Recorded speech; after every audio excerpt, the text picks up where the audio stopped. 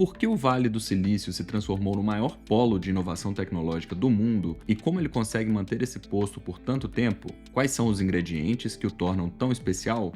É possível replicar essa receita aqui no Brasil para acelerarmos nosso impacto global na área da tecnologia? Não perca esse bate-papo imperdível agora no Data Circle Podcast.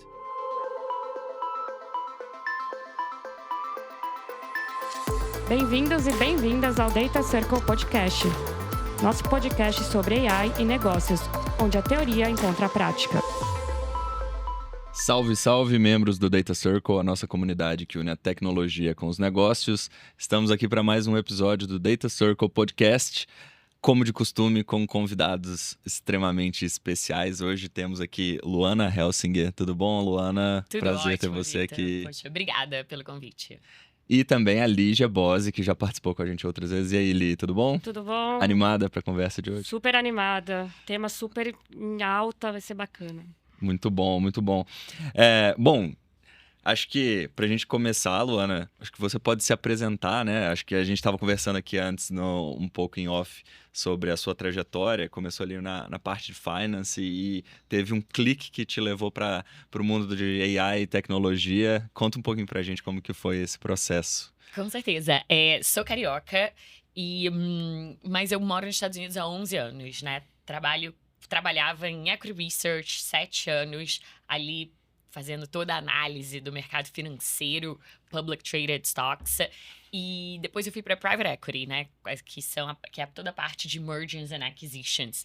E o que eu estava falando aqui para vocês, né? Para você ser um bom investidor, você tem que ter duas coisas: ser bom de estratégia e ser futurista. Então, eu estava sempre com um pezinho no presente e ali o outro pé bem, sempre olhando o futuro. E nessa minha jornada em private equity, eu acabei indo para uma estratégia, né? Primeiro de agtech, toda uma tecnologia revolucionária de agricultura, isso lá em Houston, Texas. Lugar terrível, meu Deus, ainda bem que eu saí de lá. E depois de agtech, eu fui para blockchain, mas não crypto, porque eu também não gosto de cripto, mas a tecnologia em si, né? Muita gente associa blockchain a crypto. Blockchain is a technology. E aí, já estava em Los Angeles, já estava num lugar bem mais agradável, até que ali, novembro, dezembro de 2022, eu fui no Twitter, porque eu precisava ver se tinha alguma ferramenta que pudesse me ajudar a fazer uns projetos finais para o meu MBA. Eu estava no 2º ano do MBA na UCLA. E o Twitter, onde a gente captava nossas notícias, antes do Elon Musk ficar maluco, aí eu vi, baixa isso aqui, ChatGPT. Eu falei, nossa, que legal, o que é isso? Começo a falar com o ChatGPT e faço todos os meus projetos da UCLA ali. E aí eu pensei, eu tô pensando nisso de uma forma muito pequena, né? Fiz os projetos, entreguei, mas eu não conseguia parar de pensar no fato que eu nunca tinha conversado com o computador. Nunca. Foi uma conversa, eu e ele, totalmente personalizada. E ali eu obcequei. Falei, essa parte do futuro, né? Essa tecnologia mais mágica que eu já vi na minha vida. E foi quando eu decidi... não estava mais conseguindo prestar atenção no meu trabalho. Blockchain, para mim, ficou no passado. Blockchain is the past. The future is this. Pedi demissão para make sense do que estava acontecendo com Generative AI. E foi assim que eu saí de Los Angeles, me mudei para o Vale. Então, estou em Silicon Valley agora já há 2 anos, respirando ali. Foi para a meca da tecnologia, né? Para a área mais avançada na tecnologia do mundo. E aí a gente estava conversando também em off, né? Sobre o ecossistema do Silicon Valley, né? Acho que tem alguns pontos aqui que seriam legais a gente tratar. Por exemplo, a presença do Brasil no Silicon Valley. Mas acho que a gente pode começar sobre o que faz do Vale do Silício o que ele é. Então, o que tem de especial ali que deixa aquele lugar tão mágico no sentido de criação de tecnologia e inovação? Sem dúvida, Vitor. E eu fiquei me perguntando muito isso, né? Assim, eu não morei em muitas cidades americanas, mas eu morei em 3. E eu acho que é muito interessante para todo mundo ter a perspectiva que o Vale, ele realmente é muito especial. Porque não é assim, o que os Estados Unidos está inovando. Não. É como os Estados Unidos estão inovando dentro do Silicon Valley. E eu acho que o que faz ser muito especial é essa mentalidade de ecossistema. E o que é isso? O que é essa mentalidade de ecossistema? No Vale, você tem uma agenda de encontros todos gratuitos, no qual são servidos, assim, pizza e água. É isso, eu tô dizendo. Pizza, eu tomei pizza e água. E que eles são anunciados para todo mundo que mora no Silicon Valley. A gente tem um site chamado cerebralvalley.com. Qualquer pessoa pode entrar, aliás, todos nós entramos toda semana para ver os eventos da semana. E o que acontece nisso, né? Bem, acontece que o pessoal do Stanford vai, o pessoal de Berkeley vai, os VCs vão, as startups vão, as grandes empresas vão, né? Às vezes as pessoas pensam muito sobre, o Vale é startup. Bem, as startups são grandes empresas. A Apple começou ali do Vale, mas a Apple é uma grande empresa, está ali. Google está ali. Então, Enterprise vai e se repete. E é essa consistência de se encontrar. E eu acho que é muito legal pensar, poxa, o Vale é o local da tecnologia. E eles nunca deixam de fazer o encontro presencial. Nunca. Essa constância desses encontros no Vale faz uma coisa muito especial. Porque ao se encontrar, de repente você está conversando. Nossa, quantas conversas incríveis que eu tive, assim, com um professor de Berkeley. A gente pode fazer isso, aquilo, que está sempre assim, ampliando a sua forma de pensar. Ou uma pessoa que está com interesse de found a company e de repente acha um co-founder. Ou uma startup que acha um VC. Então, eu acho que o Vale, ele é especial porque ele cria essas oportunidades para serendipity ocorrerem, né? Essa troca. E quais tendências emergentes em IA você acredita que a gente pode trazer do Vale ou levar do Brasil para o Vale? Eu espero que a gente possa trazer do Vale para o Brasil, sabe? Eu acho que, assim, claro que os brasileiros poderiam, né, estar mais também no Vale, porque o Vale é feito de Ásia. Eu fiquei bem impressionada quando eu me mudei para Bay Area. Eu fui ao supermercado, assim, fazer minhas primeiras compras, só tinha indiano. Liguei para minha mãe, eu acho que eu me mudei para Nova Delhi. E é isso, assim, são os indianos, 60%, 20% chineses, uns 10% taiwaneses, e aí o resto americanos e América Latina. E eu acho que trazendo a mentalidade de como o Vale funciona, que é essa criação do ecossistema, poxa, a gente tem muito talento no Brasil. É muito talento. Enquanto você foi falando, eu peguei aqui alguns elementos, né? Acho que daria para colocar elementos desse ecossistema como universidade, então centros de pesquisa e de avanço acadêmico ali também, junto com o dinheiro, né? Que são as pessoas ali dos venture capitals que conseguem investir nessas novas tecnologias. E aí uma mistura legal que tem lá e que talvez esse ponto seja um pouco mais difícil de replicar inicialmente, mas que é bem interessante também, que é a mistura de grandes players, que são inovadores por per se, né, dentro daquela área, e startups de inovação que vão aparecendo ali. Acho que meio que um vai bebendo um pouco da água do outro, né? Essa diversidade, né, que permite Exato. ter inputs de vários setores. Mas se a gente for pegar Interessante. esses elementos, acho que daria, né? Pensando assim, para replicar esses elementos. Exato. Tem alguns lugares do Brasil que poderiam Com entrar certeza. nisso. Eu acho que a diferença é que ali vira esse milkshake, né? A academia, ela não tá só conversando com a academia. A academia tá conversando com a academia, mas tá conversando com a Apple, com o Google, com a Adobe.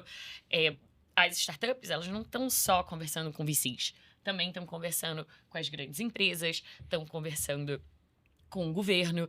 E eu acho que é isso que é a mágica, né? Eu acho que às vezes em outros lugares, e não é só no Brasil, não, eu acho que ao redor do mundo, a gente fica muito em silos, né? Assim, a academia conversa com a academia, as conferências para a academia. As startups, elas fazem os eventos só delas, né? Bloquinhos, né? Esses bloquinhos. Aí os VCs se encontram só com eles e talvez não façam tantos eventos para conhecerem novas startups. Aqui o sistema de VC, né, eles pedem páginas e páginas para as startups, mas não tem tantas oportunidades de pitches, né, como a gente vê no Vale.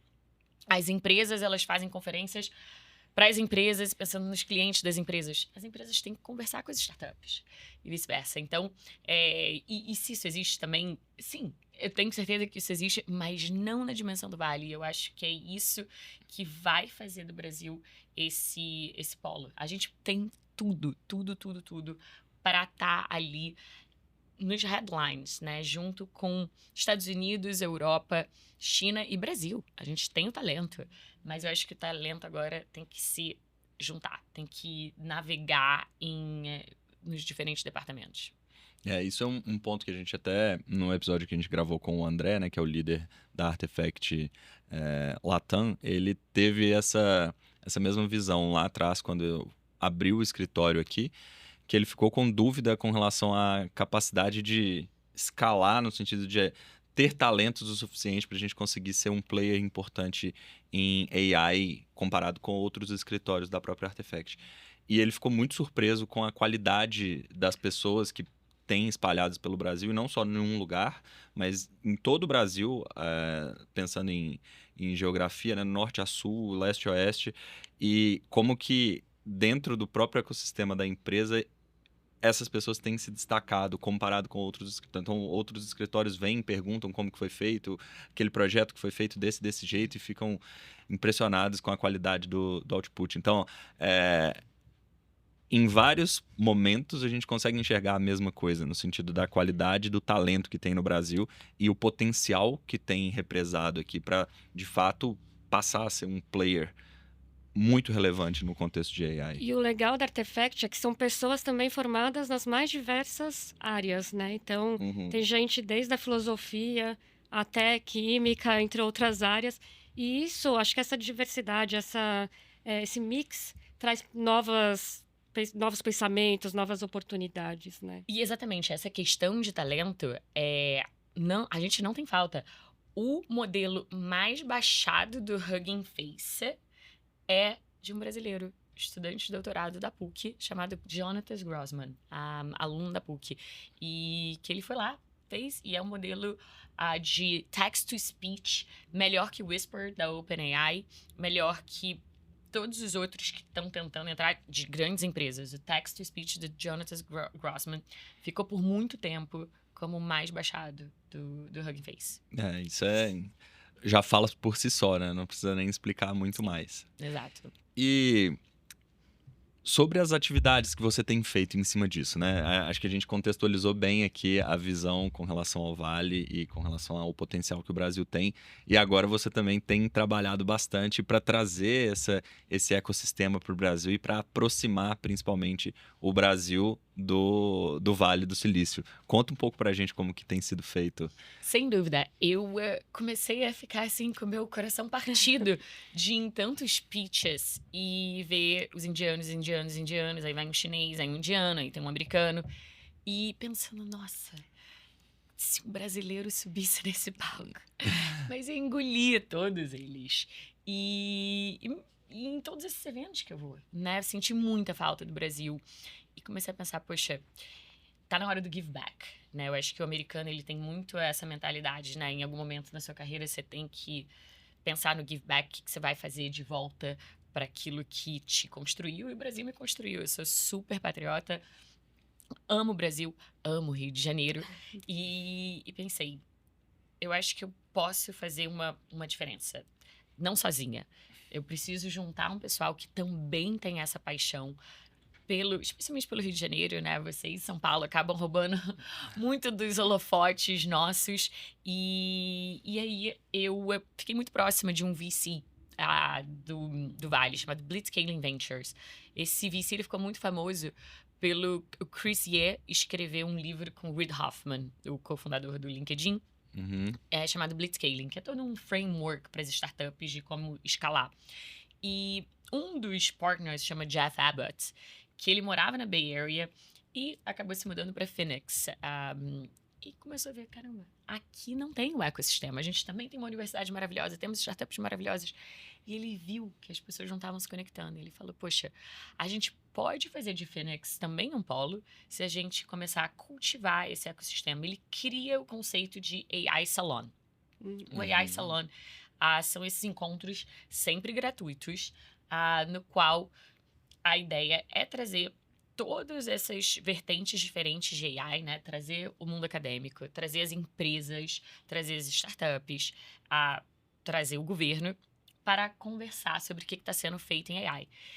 Nisso ele começou ano passado, já existem mais de 50 cidades, Tóquio, Paris, Amsterdã, Cidade do México, e não tinha no Brasil. Falei, Jeff, vamos mudar essa realidade, vamos levar a AI Salon para o Rio de Janeiro. E aí ele fala, e São Paulo? Eu falei, não. São Paulo já levou tudo da gente. Deixa o Rio brilhar agora. Deixa o Rio brilhar, porque tecnologia tem um lado de uma rebeldia muito forte. O carioca tem uma rebeldia muito forte. A gente não quer trabalhar 20 horas por dia. A gente quer poder trabalhar e poder descansar. Então, enquanto isso, a tecnologia vai trabalhar pra gente. Somos muito criativos nesse jeito. Muita coisa legal acontecendo no Rio, mas não tava tendo essa conexão, né? E foi aí que eu pensei, poxa, eu vou levar o AI Salon pro Rio, preciso achar um lugar que aceite um evento de graça, né? A gente nunca vai cobrar nada de ninguém, um estilo bem vale mesmo. Preciso achar pessoas que possam me ajudar com isso. Cadê o pessoal de AI do Carioca? E foi assim, comecei a ter essa conversa em dezembro do ano passado. Achei o Guilherme Sintra, que ele é o head ali da Fundação Lehman, na parte de estudar. Eu tinha conhecido ele no Silicon Valley, um cara espetacular, muito focado na parte de educação, EdTech. E aí, enfim, foi procurando amigo e quem sabe e tal. Encontrei o Instituto 12, que é um lugar maravilhoso. Para quem tá escutando a gente, poxa, depois coloca no Instagram, Instituto 12, é no Leblon. Eles abriram em abril. É um espaço de mais de 1.000 metros quadrados no coração ali da Zona Sul. Lindo, um lugar que convida você a inovar. E falei, Instituto 12, o meu plano ambicioso é tornar o Rio de Janeiro a capital de inteligência artificial da América Latina. É isso que eu quero fazer. Eu preciso de um espaço para isso, para começar a fomentar tudo isso. E na hora, foi assim, imediatamente eles falaram, pode fazer o AI Salon aqui. Então, sem os estudos, isso não aconteceria. E aí fui encontrando, né, pessoas no Rio que estariam dispostas a também ajudar. O primeiro salão, acabei comprando ali, né, pizza, que nem vale, e água para as pessoas, mas queria servir algo mais legal, então Algo também mais carioca. algo mais carioca, e também, né, pizza, o americano não tem os hábitos alimentares mais saudáveis. Eu, como uma boa vegana, pensando, mas pizza é mais barato. Mas entra em contato pro AI Salon 2 com a AWS ali no Rio, a head da AWS de Venture Capital e Private Equity é uma carioca de startup e Venture Capital, que é a Paula Hetman. E falei, Paula, esse é o plano, preciso muito da sua ajuda, a gente não precisa de muito, eu só preciso de um pouquinho, assim, de um patrocínio pra gente poder servir, fazer um ambiente legal, colocar uma musiquinha aqui pra fomentar esse network. E a Paula, também na hora, falou sim, me conecta com o André Bomonati, da AWS, e eles se comprometeram, né, a patrocinar o AI Salon. E ontem foi a nossa terceira edição. A gente trouxe o Márcio, que é o head da América Latina para a NVIDIA. Márcio Aguiar, um cara, assim, espetacular, que eu conheci ano passado no GTC, que é o maior encontro de inteligência artificial do mundo, né, a conferência da NVIDIA. E a gente teve mais de 120 pessoas. E foi lindo, porque era exatamente ver essa mistura, né? Então, tava ali várias startups, uma garotada, empresas gigantes ali também no nosso público, a PUC em massa, o CEO do Porto Mara Valley. Então, assim, esse mix, os AI entusiastas que estão querendo, às vezes, até mudar de carreira. Então, assim, uma troca maravilhosa. Eu falei, gente, a gente tem que ter essa consistência de ter esse lugar para se encontrar, e a gente não sabe para onde isso vai, né? E agora a gente está em conversa também com o governo do estado do Rio, que a gente também vai trazer eles. E vamos ver, ninguém sabe onde isso vai levar. Mas algo eu tenho certeza. Isso vai nos permitir se organizar. E essa é a grande sacada do Silicon Valley. Eles são organizados. Muito legal, acho que isso representa muito bem uma das coisas que a gente acredita bastante aqui, até por isso que a gente existe como Data Circle e como Data Circle Podcast também, que é esse poder da comunidade, né? A gente trocar informação, experiência, trocar ideia como um todo tem um poder muito grande para fomentar a inovação. Acho que ninguém faz nada sozinho. E aí, pô, se a gente for pensar que em dezembro do ano passado você estava com uma ideia na cabeça e já tem 3 eventos realizados, o de ontem com 120 pessoas, com esse nível de pessoas que... Trazendo uns talentos com... excepcionais, né? Para Exato, palestrar, para para participar. entrevistar. Tipo, olha o avanço que isso teve e tão rápido. Pois é, e eu fiquei tão feliz e provou a minha hipótese, né? Que a hipótese é, temos talento e queremos esse lugar. Exato. Queremos. E eu acho que eu ter visto ali no Silicon Valley a grande diferença, porque às vezes as pessoas pensam, a diferença é o talento, a diferença é o dinheiro, a diferença... Não, a diferença é mais simples que isso, que é essa organização. E a segunda parte, claro, é essa vontade do americano. E quando você tá nos Estados Unidos, mesmo não sendo americano, do networking. Então, a gente acaba, né, o painel e existe um incentivo gigante, gente. Agora, se conectem. Tente não falar só com quem você conhece. Só chega lá, apresenta. Oi, Lígia, eu sou Luana, tudo bom? O que você faz? E aí uma dúvida, tá? Que talvez quem tá ouvindo o episódio aqui também tenha. Como funciona a dinâmica desses eventos? Acho que entrando um pouco mais no detalhe dessa dinâmica desses eventos. Existe uma palestra e as pessoas assistem a palestra e depois vão comer pizza juntos ali e conversam?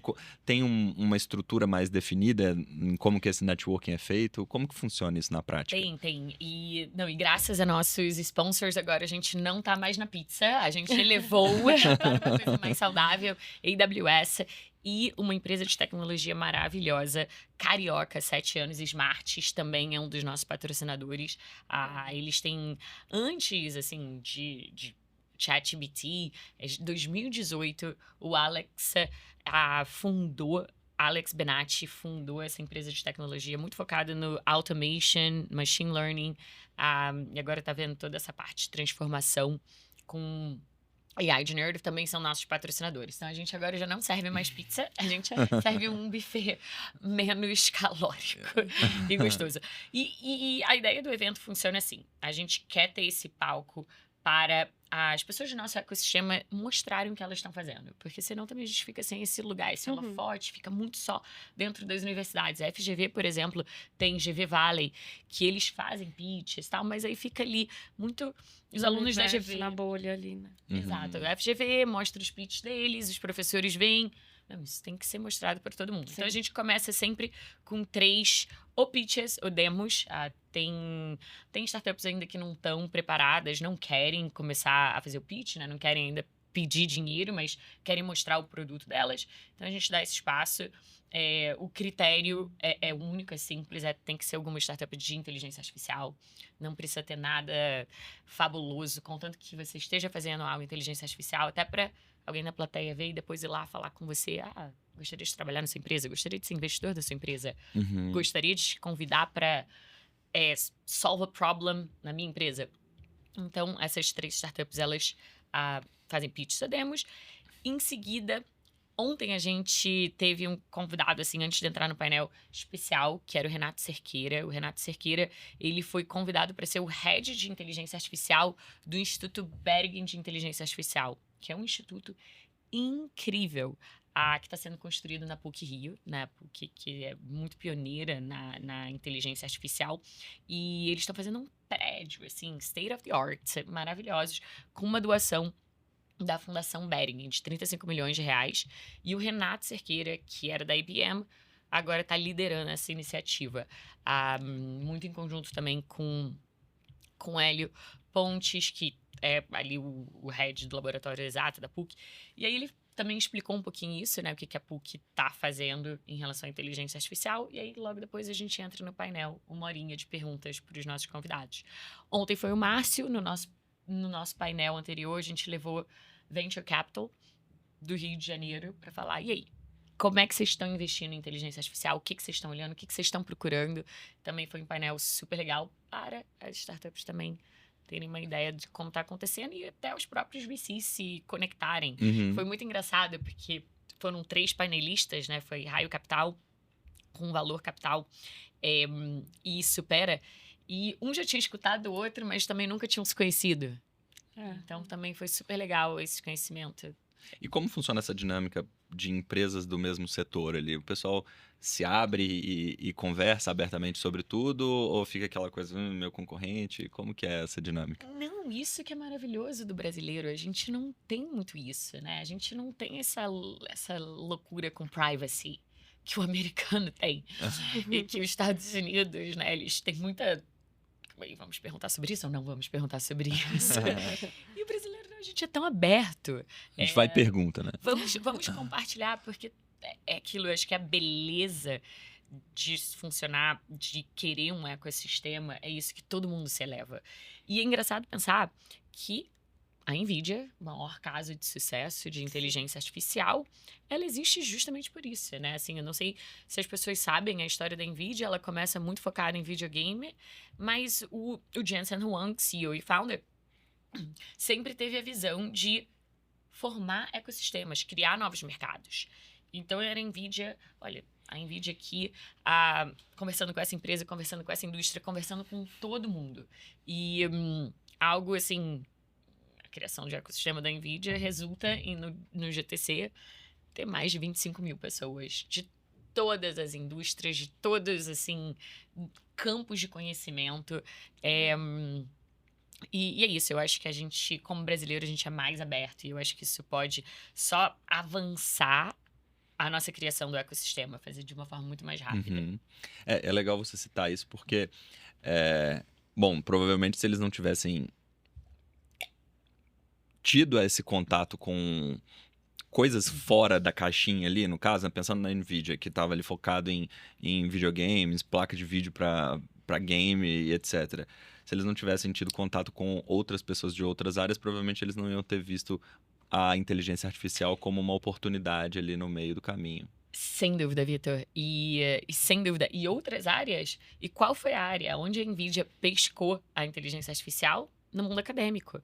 A NVIDIA 2012 pesca ali que, olha, saiu uma pesquisa aqui, saiu um estudo em Stanford, em que aqui uns alunos, um deles sendo Ilya Sutskever, né, um dos co-founders da OpenAI, criaram algo chamado ImageNet, de inteligência artificial. E aí, a NVIDIA, muito focada nessa questão de ecossistema, vai ler, poxa, mas eles aí usaram os GPUs da NVIDIA, GPUs. Então aí, Jensen Huang voa ali com o pessoal de Stanford e University of Toronto. Na verdade, foi University of Toronto com Stanford fazendo o ImageNet. Voa para dizer, que vocês estão usando GPUs para quê? E não era uma quantidade surreal, era research na academia. E eles falam assim, nesse momento, é um visionário, falou... É isso. Inteligência artificial. Tem que abrir. Vamos embora. O mercado de game é grande, mas nada comparado com o que se tornou a inteligência artificial hoje, né? No momento em que muita gente não sabia onde se levar, né? A NVIDIA sofreu muito, as ações da NVIDIA sofreram muito ao longo do tempo, porque isso é 2012. Cadê a inteligência artificial? Cadê? E aí ela começa a subir quando...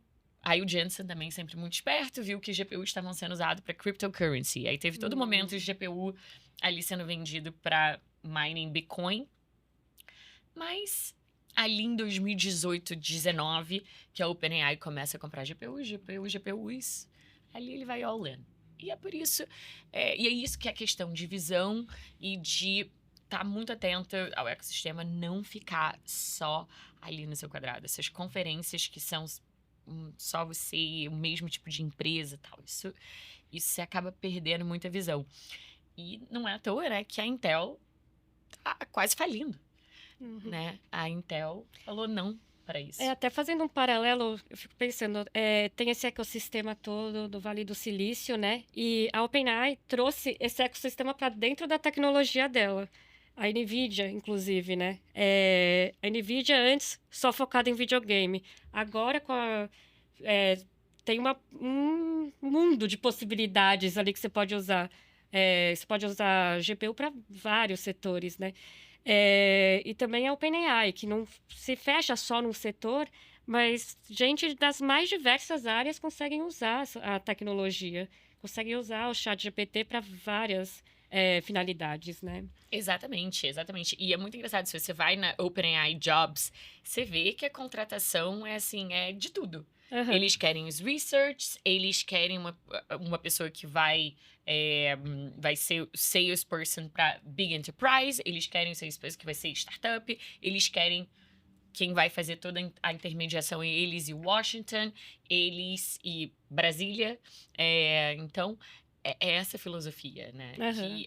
E assim, ainda relativamente no início da empresa. Sim. Eu acho que Uhum. todas as empresas crescem, em algum momento começam a ver isso. O Silicon Valley vê isso muito antes, porque essa coisa do ecossistema, que parece uma palavra clichê, e ela fica clichê se ela não é bem executada. Uhum. Uhum.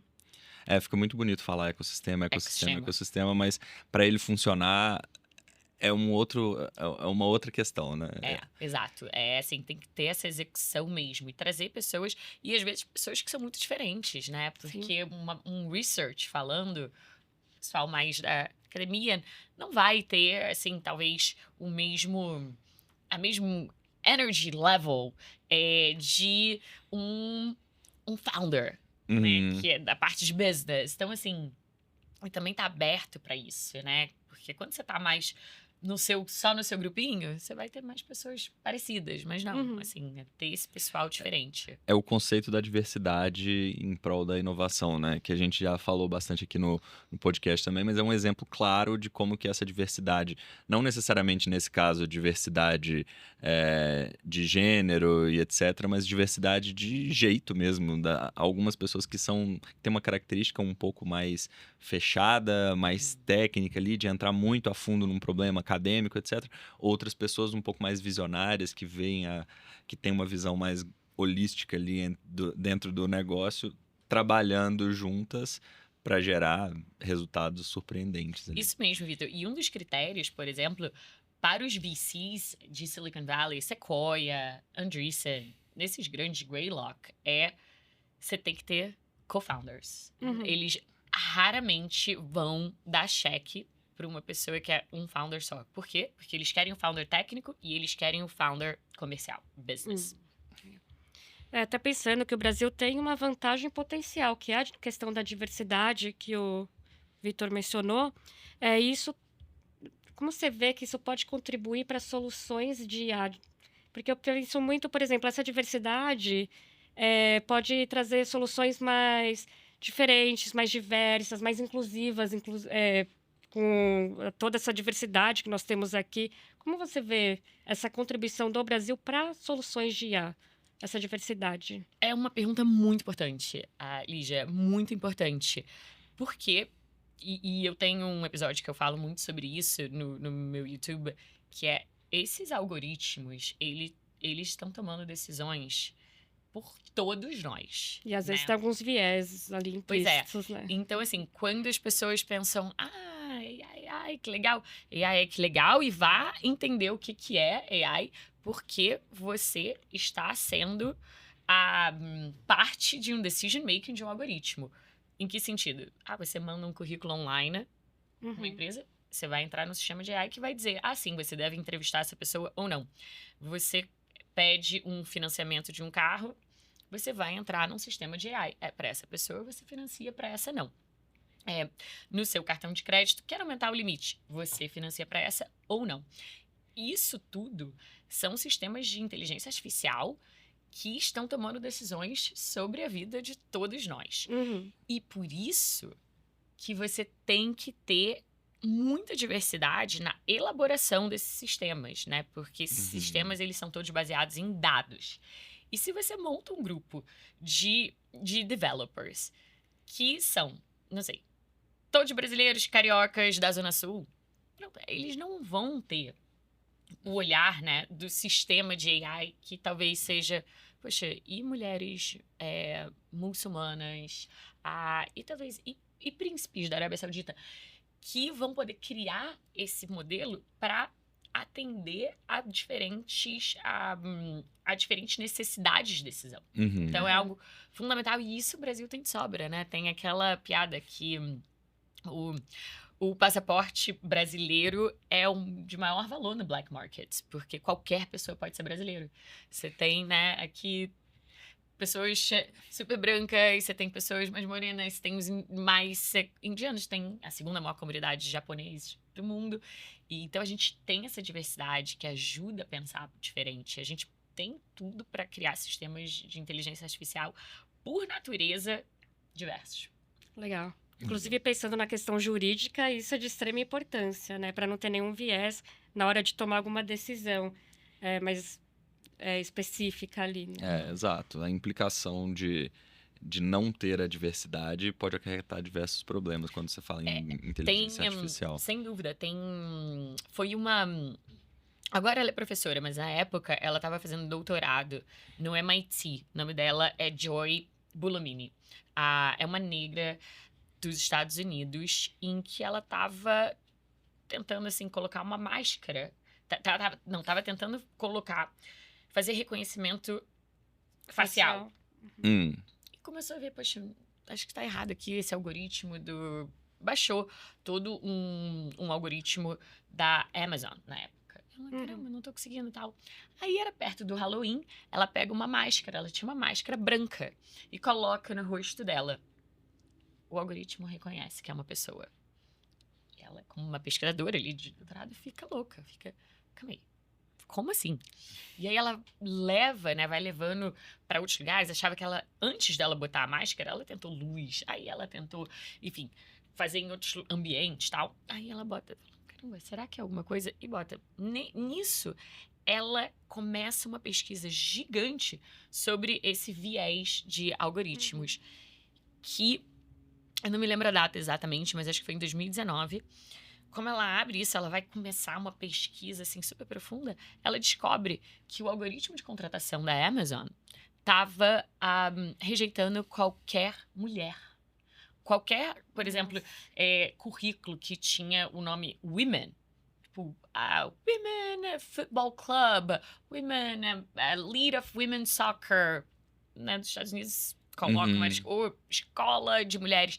Se via a palavra women, automaticamente rejeitava. E foi graças a ela. Tem um documentário maravilhoso sobre todo o caminho da Joy no Netflix, chamado Coded Bias, que mostra muito essa questão. Muito bom. Muito Fica aí, ó, como dica. Acho que é bem, bem interessante. E, Luana, pensando que a gente tá falando de Silicon Valley, e aí quem tá ouvindo, assistindo o podcast pode pensar, mas... Pô, Estados Unidos, né? Eles têm uma quantidade de recurso ali, é incomparável.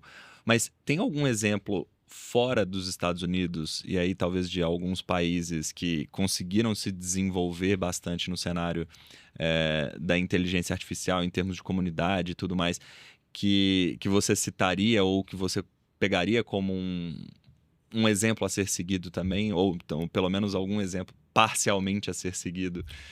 Não tem como não falar da China, né? Não tem como não falar da China. A China teve que ser muito criativa nisso, porque os GPUs da NVIDIA começaram a ser barrados pelo governo americano para ser enviados para a China, né? Então, o governo dos Estados Unidos, em 2022, isso não foi nem Trump, isso foi Biden. Eles reconheceram, e tem, assim, os democratas, os republicanos não se eye to eye in a lot of things, mas em China eles são muito aliados, né? Que existe uma competição da permanência dos Estados Unidos como maior potência mundial e a China está querendo tomar esse lugar. Então, toda a questão tecnológica entra numa agenda muito de prioridade para os Estados Unidos, de se manter, né, os Estados Unidos, que a tecnologia é um dos fatores que faz os Estados Unidos se manterem nessa como potência mundial. Então, o que eles fazem em 2022, né, o governo Biden, junto com o Congresso e o Senado, eles passam uma lei no qual a NVIDIA não pode mandar os melhores GPUs deles para a China, atrasar o desenvolvimento. Isso antes do ChatGPT. Ali já sabia que tinha alguma coisa de inteligência artificial saindo, proíbe. A NVIDIA, que não quer perder esse mercado, né? O segundo maior mercado da NVIDIA, faz, ok, você não pode mandar o melhor, então eu vou fazer talvez não tão bom, mas vou adaptar para o mercado chinês. Passa um tempo, os Estados Unidos vê que aquilo aquele ali tinha mais memória do que o outro, também podia ser um enabler para os chineses, muda a legislação, NVIDIA muda novamente. E aí, o que a China sempre soube fazer, né, é pegar uma grande invenção e torná-la mais barata. Sim. E torná-la mais barata. E eu acho que a corrida ficou muito clara, assim, sai o ChatGPT, né, começa a sair os modelos americanos, sai ChatGPT, sai o Claude da Anthropic, sai o Llama da Meta, sai o Gemini do Google. E aí, o que sai depois? Sai Mistral, modelo francês. Cadê modelo chinês? E aí, nisso, a China tem um reflexo de precisamos ter um modelo também, né?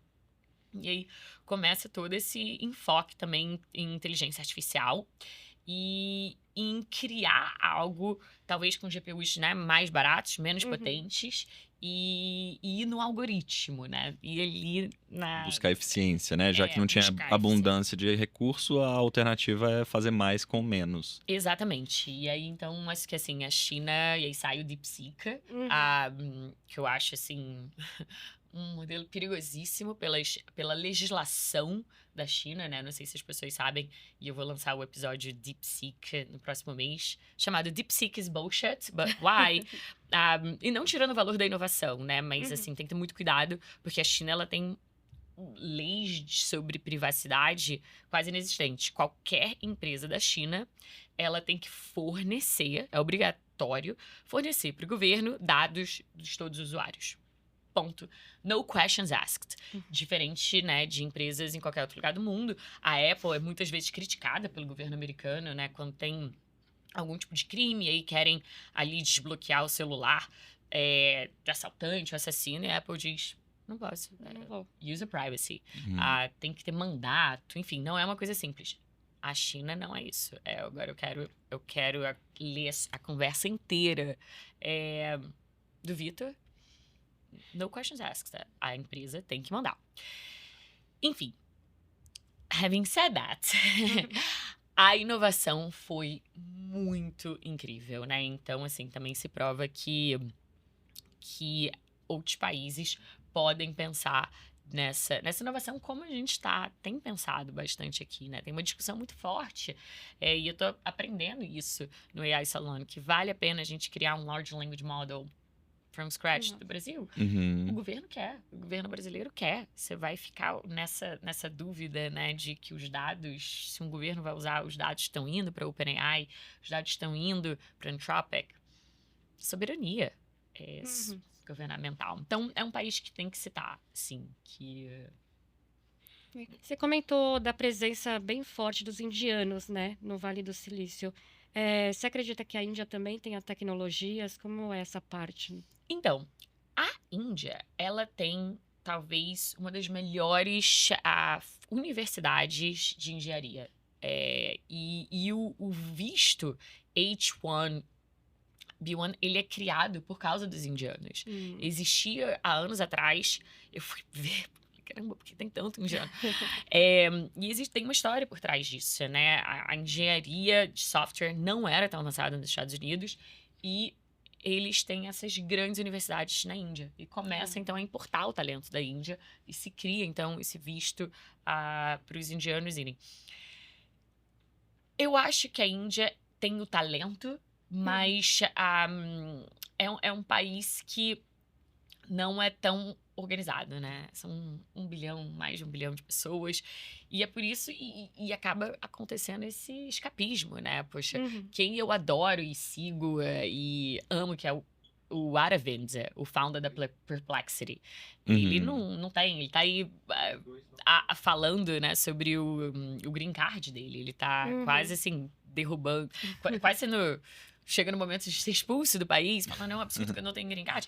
Ele optou, founda a empresa dele, Perplexity.com, em Silicon Valley. Por quê? Porque a Índia ainda não tem esse ecossistema organizado. Talvez a Índia tenha algumas camadas mais além, assim, do ponto de vista de viabilizar essa junção de setores. Tem uma característica cultural, a sociedade é organizada de um jeito que talvez seja uma camada de complexidade um pouco a mais para esse ecossistema funcionar. Exato. É uma sociedade, assim, eu adoro os indianos, mas eu já fui pra Índia e é muito desorganizado. Eu acho que antes de organizar um ecossistema AI, eles têm que se organizar entre si ali. Porque quem já foi pra Índia e ficou no trânsito ali da Índia, você vê que o negócio... Não reclama mais do Brasil, né? Não. É assim, tem uma desorganização ali muito complexa. E esse sistema de casta também desorganiza tudo. Era nesse ponto um pouco que eu tava querendo. Exato, esse sistema de casta e também existe uma desorganização ali social, econômica muito forte. Isso acaba não retendo os talentos deles, né? No Brasil eu vejo também muita gente, a gente não retém às vezes alguns talentos e indo para os Estados Unidos, indo para outros países. O que o Brasil pode fazer para reter esses talentos? É uma excelente pergunta. Eu tô nesse momento agora da minha vida, né? Querendo muito voltar pro Brasil. Muito. Eu acho que o brasileiro vai ter sempre esse sonho de algum momento estudar no exterior. O que eu não acho que é um sonho ruim. Eu acho que o próprio americano tem esse. A diferença é que o americano é muito engraçado, né?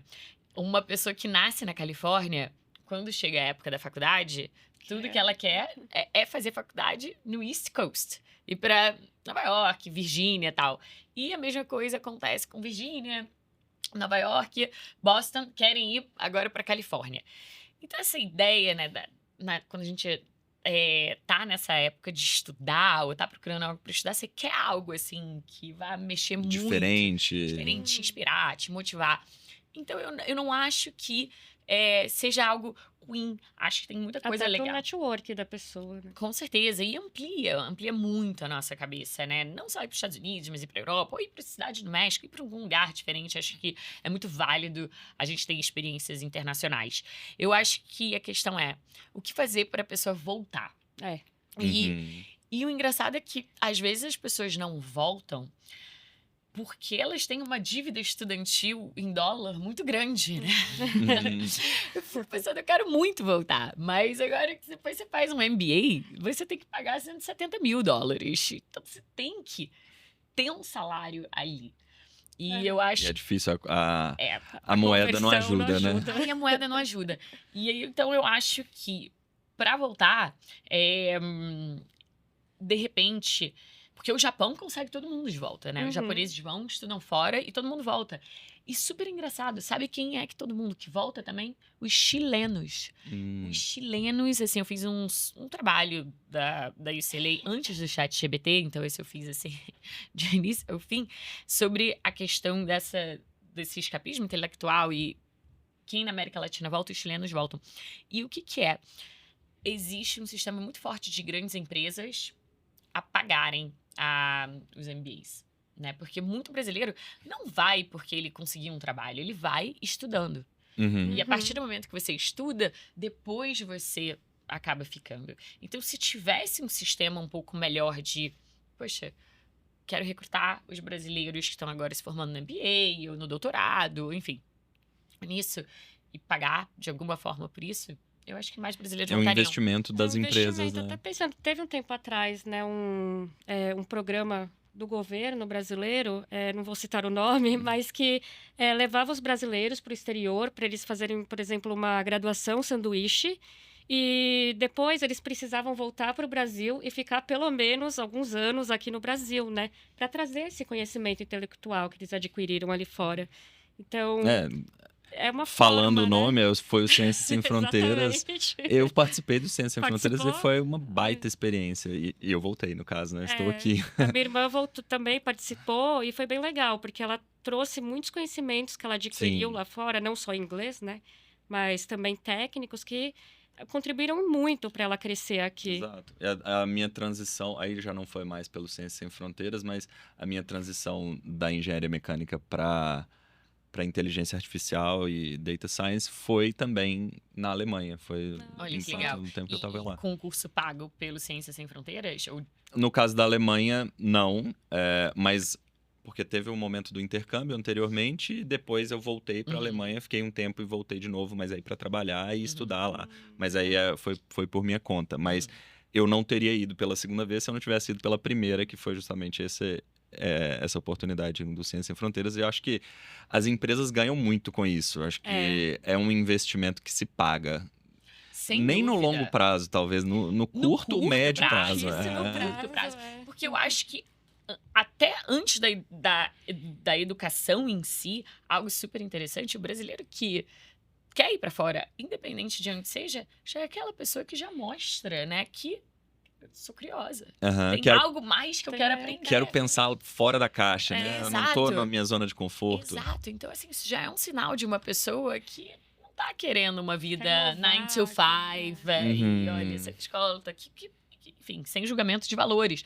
Mas, né, esse talento que vai ter uma cabeça mais ampla, o mundo é globalizado, por mais que agora está se desglobalizando um pouco com várias tarifas, ele é globalizado, o Trump não vai mudar isso. Já é um sinal, assim, de uma pessoa que tem isso. Então, vale super a pena. Então, eu incentivo muito, se tiver empresas escutando isso, poxa, tem muito talento brasileiro lá fora que quer voltar, mas fica muito nessa dúvida. Caramba, eu vou voltar, vou ganhar em real, como é que eu vou pagar meu student loan de mais de $150 mil? Então, patrocine a gente, se alguém quiser me contratar. Estou saindo de São Francisco. Preciso pagar a minha dívida da UCLA. Não, muito bom. Bom, acho que a gente podia passar um pouco pela característica do Brasil. Você comentou sobre o Rio, né? E é onde você está atuando diretamente ali para montar esse ecossistema. Mas até pelo que a gente já conversou aqui hoje, o Brasil ele tem uma característica semelhante a essa em outros lugares também. Então, o que você diria como recomendação para algumas pessoas que podem estar assistindo esse episódio agora e tenham a vontade, cara, ela tá fazendo isso no Rio, muito massa, eu queria fazer isso na minha região aqui também. O que você recomendaria? Entre em contato comigo, porque o AI Salon, como eu falei, é uma iniciativa inicial do Jeff, mas a ideia é a gente existir em todas as cidades do mundo, né?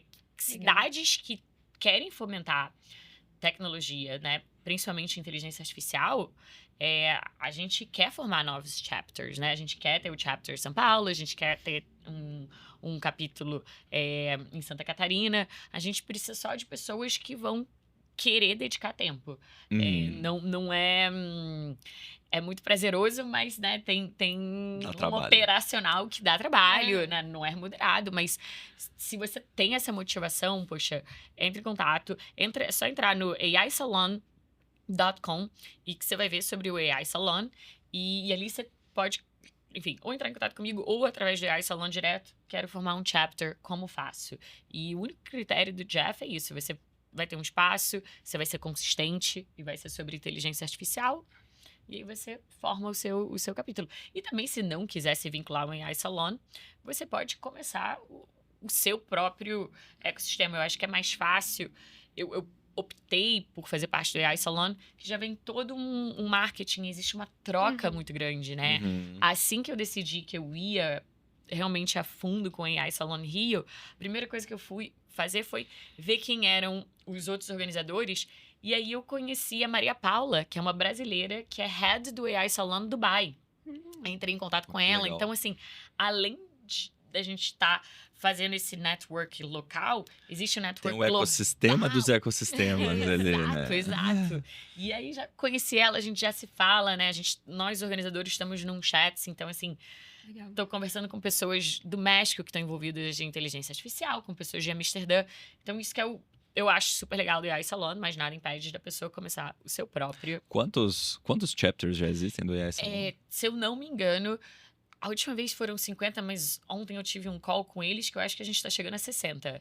Caramba. 60. Bastante. Muito legal. E quando começou? Começou ano passado. Então, olha só. Olha, um ano. Já dá para ver a demanda represada nesse tipo de ecossistema, Sim. nesse tipo de iniciativa, né? E esse ano a gente vai fazer o nosso primeiro Global Summit, de 12 a 14 de outubro, em Lisboa. A gente vai ter o AI Salon Summit, Global Summit. Então, todos esses capítulos, quem quiser, as startups, os VCs, os policymakers que querem falar sobre AI, querem se conectar com o mundo de AI. É importante a gente não perder de vista que está existindo em outros lugares. E até, assim, algo super interessante do Jeff, ele falou, não vai existir um AI Salon em São Francisco. Na Bay Area não vai existir, porque não tem nem como. Mês passado tiveram 92 eventos de AI. 92 eventos de AI. Em um mês. Em março. Isso foi em março. Nossa. Todos de graça. Assim, não tem porquê. O ecossistema tá muito redondinho ali, né? Não tem necessidade, né? Foge um pouco do propósito do AI Salon. Se o pessoal quiser vir atender o Global Summit, maravilha. Mas se não, né, não esquecer que, poxa, AI tá acontecendo em todo lugar do mundo. Luana, e pelo que a gente conversou também em off anteriormente, você também tem um canal, né? Conta pra gente um pouco desse canal, é hora do jabá agora. Sim, eu tenho um canal de inteligência artificial no YouTube, se chama But Why. Eu comecei ele ano passado. Quando eu tive essa obsessão por inteligência artificial e acabei saindo do mundo de investimentos, né, de private equity, eu comecei a ficar... Tive, né, meu 2023, foi só estudando inteligência artificial. 2024, quando eu me mudo ali, 2023, 2024, eu mudo pro Vale, eu começo a tentar encontrar um canal que unificasse tudo que eu fui aprendendo. Eu não encontrava. Isso, assim, eu assisti canal do MIT, aí eu assisti canal que às vezes tinham 30 views. Eu fui, assim, num miscelâneo, né? Tudo que eu lia de reportagem e eu não entendi 80%, era, tá, por que as pessoas estão falando de open source? Por que é open source versus closed source? Por que a gente está falando da estratégia... Qual a estratégia de Google versus a estratégia Meta em termos de inteligência artificial? Por que OpenAI se chama OpenAI, dado que eles não são open? Qual a importância de dados? O que é isso de viés de algoritmo? E eu não conseguia encontrar um lugar só sobre isso. E eu já estava, assim, também com bastante conhecimento. Eu pensei, eu acho que está na hora agora de eu fazer um canal sobre isso para quem quer aprender sobre inteligência artificial e não pagar $7 mil por MIT. Porque o MIT tem uma pauta dessa, e AI in Business custa $7 mil. Falei, não, eu quero fazer algo divertido para que todo mundo entenda, né? Legal. E assim, tem um foco mais de estratégia. O meu canal é para quem quer pensar em inteligência artificial dentro de empresa. Se você tá ali, você é um gerente dentro da empresa, e mesmo que a sua empresa não seja de inteligência artificial, você tem que entender onde o mundo está indo, né? Você tem aquela coisa futurística, onde que o mundo está indo. A gente não pode... no budismo, a gente tem que viver no presente para a gente ficar bem consigo mesmo. Mas para a gente evoluir, a gente tem que ter aquele olhar muito futurista, né? E eu criei esse canal, But Why. Eu faço vídeos ao redor de 10 minutos explicando os conceitos de inteligência artificial de forma fun e de forma para não técnicos. Então, se alguém é um AI developer, não assista meu canal, não é para você. Mas se você quer entender por que Ou então dados... assista para você conseguir pra saber. comunicar de maneira verdade. simples sobre as coisas complexas Exato. que você faz. Sim. E Quem nunca da carreira técnica já passou pela saia justa de explicar para a avó o que você faz no seu trabalho e Eu foi tive que difícil. explicar para uma pessoa de 90 anos o que é IA. Aí, tá E vendo? aí, como é que você explica, Aponta né? aí pro But Why. Aponta Vou lá. assistir para saber explicar, viu? Exato. Ele é um canal em inglês, mas eu já tô ali vendo como é que eu vou passar tudo pro Eleven Labs para fazer também em português, né? Eleven Labs é essa empresa de AI que você consegue upload o transcript de tudo que você fala, você grava um pouco a sua voz e aí faz um match, e eu não preciso regravar em português, ele vai regravar em cima. Legal. Por enquanto eu tô fazendo tudo sozinha, edição sozinha, então ainda não fiz isso. Tá sendo bem DIY. Então, mas isso tá na minha cabeça de, agora eu tenho que ter a parte em português e AI vai me ajudar com isso. Legal. Muito bom, muito bom. Luana, nosso tempo tá chegando ao final. Muito obrigado pela participação aqui. Acho que foi bem... infelizmente tá chegando ao final, né? Porque a gente poderia ficar muito tempo aqui ainda falando, assunto não falta. Gostaria que você participasse em outros momentos também, tá? Em alguma oportunidade futura que você tiver aqui pro AI Salão do Rio. Acho que podemos marcar outras vezes, porque foi bem rica aqui a conversa. Lígia, obrigado também pela participação e pela atuação como co-host aí. Obrigado pelas perguntas. E é isso, pessoal. Foi um prazer Um trocar prazer essa todo ideia meu. com Poxa, vocês. obrigada. Prazer. Obrigada, gente.